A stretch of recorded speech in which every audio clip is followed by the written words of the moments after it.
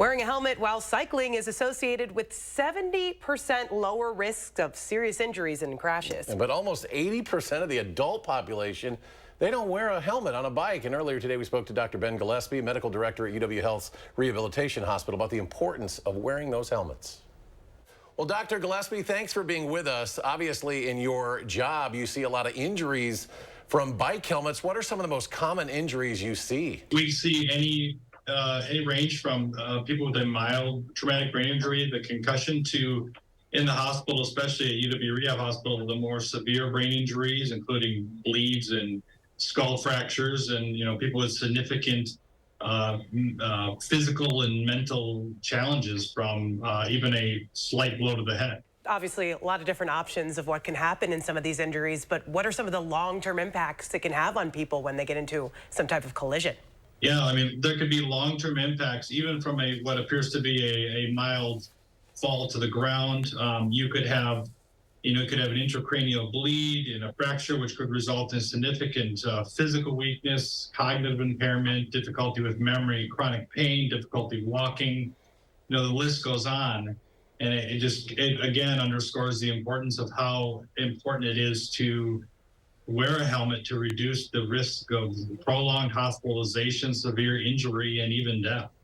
What do you think it is why people resist wearing helmets? It seems so basic. I don't know if it's generational. Maybe kids growing up nowadays will be, trained better.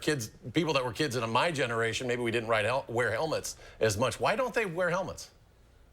I think everyone. I think there's some degree of mentality that it won't happen to me, or people just don't. I've even heard people don't like how it messes up their hair. It's not a problem for me, but I think it goes.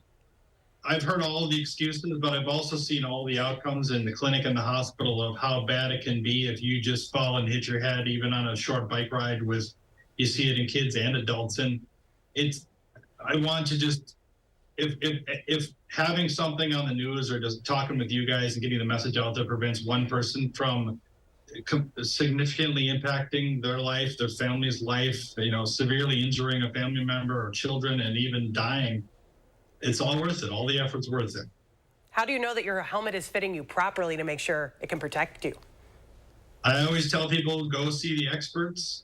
I wouldn't be the one to give you advice on how to properly fit your helmet. I'd say go to some of the local stores, local bike shops. UW also has a clinic in their lobby of AmFam Children's that has appointment-only options for people to come in and be fitted for a helmet, and make sure that no matter what you're wearing a helmet for, whether it's for riding a bike or playing a sport, make sure that you get the properly fitted helmet, right size, right age, and then have it evaluated on a regular basis to make sure that you're not outgrowing it. And even if one important thing is, if you do damage your helmet, you need to get a new helmet, because the integrity of the helmet has been compromised and it might not be effective anymore.